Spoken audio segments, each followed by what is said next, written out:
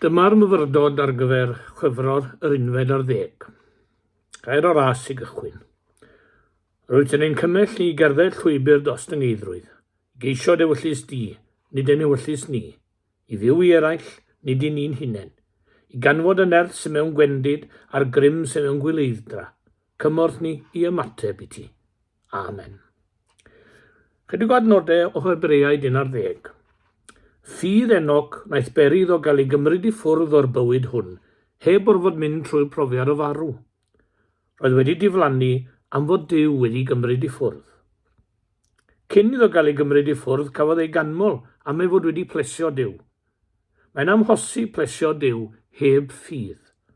Mae'n rhaid i rai sydd am fynd ato gredu ei fod yn bodoli, a'i fod yn gwobrwyo pawb sy'n ei geisio o ddifri. A dwi'n troi nôl at hanes Enoc yn diflannu i Genesis 5 ac adnod 22 am ryw 5 gair o destun. Enoc arodiodd gyda Duw. Enoc arodiodd gyda Duw. Lived close to God, meddai cyfeithiad Moffat, cyd-gerdded. Ystyr ar enw Enoc yw un wedi ei gyflwyno, wedi ei gysegru. Roedd hi yn arferiad gan yr Iddewon i roddi enwau ac ystyr pwrpasol iddynt i'w plant, enghraifft Moses o'r dŵr, Eseia, iachawdwriaeth Duw, Elias, Jehova yw fy niw, Hosea, iachawdwriaeth, Mathew, rhodd Duw, Pedr, Craig. Nawr, mab yw'r o'r enw Jared yw'r Enoc yma sylwn i arno, ac Enoc oedd tad Methiwsela. Y gŵr y feddwl hwnnw a fi byw yn ôl y Beibl am 969 o flynyddoedd. Beth yw'n dywediad nawr mae mor hen am Methiwsela? Wel, Enoc sydd yn ein testun ni oedd tad hwnnw. Does na ddim rhyw lawer o'i hanes yn y Beibl, wir ychydig o gyfeiriadau sydd ato. Mae awdur yr epistol at y Hebreaid yn adnod 5 yn pennod 11 yn dweud amdano fel hyn, Enoc hefyd y seithfed o adda a broffwydodd. Nawr, yr hyn sy'n gwneud Enoc yn arbennig yw'r geiriau yn adnod 24 o Genesis 5. Arhodiodd Enoc gyda Duw ac ni welwyd ef, canis Duw a'i cymerodd ef. A rhyfeddod hwn yn cael ei ailadrodd eto wrth gwrs yn hynod 11, yn Hebreaid 11, mae'n ddrwg gen i. Symudwyd Enoc fel na welai farwolaeth ac ni chaid ef am ddarfod i Dduw ei symud ef. Dyna rhywbeth rhyfedd a rhyfeddol. Yn niwed Deuteronomiwm cawn hanes Moses yn ffarwelio ar bobl ac yn arbennu hunan yn esgyn o rosydd Moab i fynydd Nebo i ben Pisga. Ni welodd yr un dyn byth wedyn. Bu farw yn hir Moab, a dyma'r geiriau, ac efe, sef Duw, a'i claddodd ef mewn glyn yn hir Moab, ac nid edwyn neb ei fedd ef, hyd y dydd hwn. Ac yna beth am hanes Elias. Bu farw, neu'n hytrach, daeth i yrfadd ei arol i ben yr un mor drawiadol yr hyfedd. Roedd Eliseis wedi ddilyn yn ffyddlon, a thra roedd y ddau yn cyd-gerdded, wel dyma'r geiriau. Fel yr oeddent yn myned dan rodio ac ymddiddan, wel ei gerbyd tanllid a meirch tanllid, a chwiau gwahanasan twyll dau, ac Elias a ddyrchafwyd mewn corwynt i'r nefoedd. Rhyfedd a rhyfeddol yn wir. Mae hanes diwedd taith Enoc ar y ddaear yr un mor rhyfeddol. Doi beth mawr sy'n cael ei dweud am Enoc. Fe gyd-gerddodd a Duw, ac yn ail, ni welodd farwolaeth. Nawr mi garwn ni aros am ychydig gyda geiriau'r testun Enoc arodiodd gyda Duw. Cyd-gerdded a Duw. Be mae cyd-gerdded ar rhywun yn ei olygu? Yn sicr mae cyd-gerdded ar rhywun yn meddwl fod yr un nod gan y ddau. Gwedwch chi nawr, os mae Caergybi yw nod un ac mae Caerdydd yw nod y llall, wel yn eitha siŵr allan nhw ddim cyd-gerdded. Am y reswm syml fod pen draw taith y ddau yn hollol wahanol i'w gilydd. I gyd-gerdded rhaid i'r nod fod yr un. Mae'n heili yn hannu o ardal Stiniog wrth gwrs. Ardal Brynef Stiniog, ardal y chwareli. Nid chwarel, ond chwareli. Yn y dyddiau fuodd nifer o chwareli llechi yno.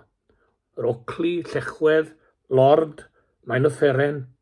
A mae fi'n haid yn gweithio yn o leiaf 2 ohonynt yn gwni amdanynt, ocli a llechwedd. Wel, mi deithiau'r chwarelwyr o'r pentrefi cyfagos i'r dre gyda'r tren. Cychwyn gyda'i gilydd yn fintau o'r stesion, gan cyd-gerdded. Ond, buan y gwelwch chi hwy'n gwahanu. Pam? Am yr rheswm syml, fod pen draw taith yr rhai ohonynt mor wahanol i'w gilydd. Gwahanu am fod ein nod yn wahanol i'w gilydd. Gwahanol chwareli. Os i ni amrodio gyda Duw, rhaid i nod Duw fod yn nod i'n unau. A Duw ddim yn newid. Yr arglwydd sydd yr un yn i'w ferus ei nod ef. Yr arglwydd sydd yr un maint derfysga'r byd, anwadalwch dyn. A hyn rai bach anwadal di-ddal i ni, yn llawn o newid. Ond os ydyn ni am gyd-gerdded â Duw, bydd rhaid i ni dderbyn i nod e. Mae yna bethau na allwn ni gwneud os ydyn ni am gyd-gerdded gyda fe. Dwi'n hoff iawn o'r sawn gynta, yr hen sawn gyfarwydd sy'n agor gyda'r geiriau, gwyn ei fyd y gŵr. Craffwch ar y gŵr sy'n wyn ei fyd. Ni rodia gyda'r aniwiol, nid yw'n sefyll ar ffordd pechaduriaid, nid yw'n eistedd gyda'r rhai sy'n gwatwar, nid yw'n dilyn y drygionus yn troi i ffordd pechaduriaid, nac yn aros ac eistedd ar sedd gwatwarwyr. Pam? Am nad yw Duw yn gwneud hynny. Yr un nod, nef ei collwn. Wrth sôn am ffordd y drygionus, dywed llyfr y diarhebion hefyd ffordd i uffern yw. Dyna'i phen draw. Dyna'r nod sydd iddi, ac yn sicr nid yw Duw ar y ffordd honno. Enoc a rodiodd gyda Duw. Cyd-gerdded â Duw, roedd nod y ddau yr un yn mynd tua'r nefoedd. Nawr, mae cyd-gerdded â Duw yn golygu hefyd cymryd yr un llwybr ag e. Dywediad digon poblogaidd yw the end justifies the means. A pan godau cwestiwn yn yr ysgol Sul a barai fod yr aelodau'n angydweld, clywyd hyn yn aml gan rhywun. Wrth i chi ddringo'r wyddfa, gallwch gymryd sawl llwybr, gallwch fynd yn naill ochr neu'r llall, ond yn y diwedd fe gyrhaedda pawb y copa. A dwi'n teimlo mai gor-symleiddio pethau yw hyn fan hyn. Os o gario rhesymeg yw heithaf, fydde yw'n at y gred, the end justifies the means. Hynny yw, sy'n gwaniaeth beth na'r ffwy a glwyfir, dim ond i mi gyrraedd yn nod. Mae'r cyrraedd yn cyfiawnhau popeth arall. Wel, enghraifft eithafol yw hon falle, ond meddyliwch am angen a thlodi'r trydydd byd. Rhaid i ni gael arian i wanfon atynt, dyna'r nod. Fe allai ddwy'n cymaint allai, ac yna fe hanfonaf atynt. Y nod yn un cywir, ond beth am y llwybr tuag ato? Yn siŵr, nid yw Duw yn y llwybr yna. Ac os i'm am gyd-gerdded ef, mae rhaid i ni gymryd yr un llwybr a fe. Nid yw ffordd Duw yr un a ffordd dynion i gyrraedd y nod, yn aml. Be rhaid iddo ddwy'n hyn i gofesia, nid fy meddyliau i yw eich meddyliau chi, ac nid eich ffyrdd chwi yw fy ffyrdd i. Mae fy ffyrdd i yn uwch na'ch ffyrdd chi, high road. I gyd-gerdded â Duw, mae rhaid i ni rodio ar honno. Un o storiau prydferthaf y Beibl yw stori Ruth a Naomi. Dewisodd Ruth gyd-gerdded a Naomi. Pale bynnag yr elich ra finnau, ac am hale bynnag a lletiech a lletia finnau. Dy bobl di fydd fy mhobl i, dy Dduw di fydd fy niw i. Lle byddai di farw, y byddai unau farw. Wel, dyna gyd-gerdded yn wir. A'r trydydd beth yw nodi, rhaid mynd ar gyflymdra Duw. Hynny yw, mynd ar yr un pes a Duw. Os am gyd-gerdded ag unrhyw un mae hyn siŵr o fod yn wir, os na dawn ni ar yr un pes, byddwn ni naill ai wedi rhithro i blan nhw, neu fe byddwn ni mhell tu ôl. A gyda'r coesau byr yma tu ôl fyddwn ni siŵr o fod. Ond nid yw'r rhithro ymlaen o ryw lawer gwerth. Fools rush in where angels fear to tread, byddai'r gair Saesneg, a mor wir yn aml yn diwy. Does dim yn waith na gweithredu'n fyrbwyll. Enghraifft dweud cair cas, clwyfo arall, a gofidio'n hunain wedyn. Ac o'n i cheir adnod yn llyfr Eseia, pennod 28, ni frysio yr hwnna gredo. Mae'r rhithro ymlaen yn fyrbwyll yn beth peryglus. Bydd cryn fri ar adrodd am felinau Duw, ac Cyfeithiad o'r penllion Saesneg hynny oedd yn dweud, "The mills of God grind exceedingly slow." Profiad diflas yw dod trwy gyfyrddin neu Llanelli neu Abertawe pan fo oriau gwaith ar ben yn y gwahanol swyddfeydd a siopau yno. Ond mae'n debyg mae profiad ofnadw yw bod yn Llundain ar rush hour. Pob un yn rhithro hwnt ag yma. A'r lle ryfeddaf yw'r tubes ar rush hour. Pawb yn gwthio hi ei gilydd. Mae'n debyg fod nifer y damweiniau yn uwch yno ar rush hour, a mae hynny'n ddealladwy, mae'n siŵr yn diwedd. Peth diweddar iawn yw road rage yn tyfe, na chi beth rhyfedd yw hwnnw. Mi ddarllenais ym mis Rhagfyr am road rage ar y gylchfan Pont Abram, wy'n bod a welsoch i'r hanes, lle oedd dyn wedi taro menyw. Beth nesa? Pan fod dynion yn fyrbwyll ac yn rhithro, mae eraill yn cael eu clwyfo. Mae'n bwysig os ydyn ni am gyd-gerdded â Duw ein bod ni'n mynd ar pes Duw. Nid ar redeg, mae ar redig. Oes, mae yna berygl i ni gymysgu pethau, a meddwl fod speed a thrithro yn mynd â ni ymlaen. Ond chi'n gweld, mae'r merry-go-round yn speed i gyd, ond diw'n mynd gam ymlaen. Ond fe all gwrthwyneb fod yn wir hefyd amdano ni, sef y perygl o symud rhy araf. Os am gyd-gerdded rhaid mynd ar yr un pes â Duw, neu byddwn ni'n mhell tu ôl iddo. Geiriau welwn yn aml am Iesu Grist ar 12 ar dudalennau'r efengylau o'r hain. Yr oedd e fe yn ymyned o'i blaen hw. Deiwch ar fy ôl i. Nid yw Iesu byth yn dweud ewch. Heb ddweud ar yr un pryd, yr oedd ymyned o'ch blaen chi. Yn y gan enwog John Brown's Body, Battle Hymn of the Republic, ceir y frawddeg God is marching on, a mi sylwais ar un cyfieithiad o'r frawddeg, mae Duw'n brasgamu ymlaen. Mae yna berygl i ni gael yn gadael ar ôl yn dros e. Gofalodd Enoc fynd ar pes Duw. Pan ei gofyn am bwyll ac amynedd, felly y bu.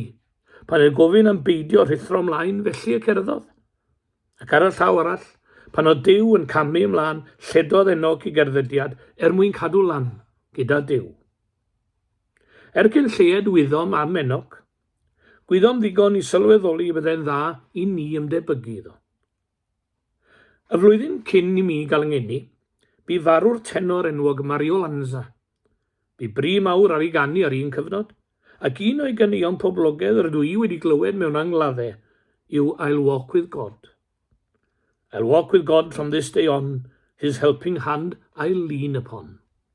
I'll talk with God as I walk with God. His helping hand will guide me on, and I'll never walk alone while I walk with God. Ond dewch nôl i Gymru, ac at Ben Davies Panteg. Wrth rodio gyda'r Iesu ar y daith. Mae nofnau'n diflannu ar y daith. Mae gras ei dynnu'r eiriau a hedd ei ddioddeffiadau ar y daith, yn nefoedd ein heneidiau ar y daith. Wrth rodio gyda'r Iesu ar y daith, ein calon sy'n cynhesu ar y daith, canwres ei gydymdeimlad a'n cymell gan ei gariad ar y daith. O diolch byth am geidwad ar y daith. Mwyn enw. Gair o weddi i orffen. Diolchwn i ti ein tad am yr hyn a wneithos drosom yn ddoi ein bywyd. Ein creu ar dylun a ddelwd y hun. Ein cynnal lan cadw ers y dydd yn ganed.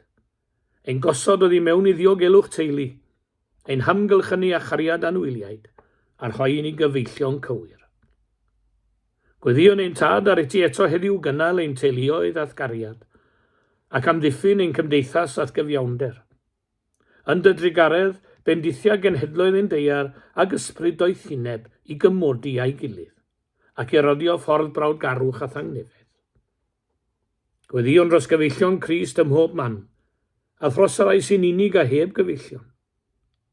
Arglwydd clywyn hymbiliau ar rande eglwys fyd eang, cymdeithas dy gyfeillion di o bob cenedl, hil ac iaith. Ar ran yr rhai sy'n dioddef gwawd a gwrthwynebiad oherwydd ei ffyddlondeb i ti. Ar ran yr rhai a fi unwaith yn gyfeillion i ti, ond sy'n bellach wedi danghofio. Ar ran yr rhai na chawsant erioed gyfleith adnabod. A'r rhai sy'n unig, yn amddifad ac yn ddigyfaill. Gofynnwn hyn oll, yn enw ein gwaredwr Iesu Grist. Amen.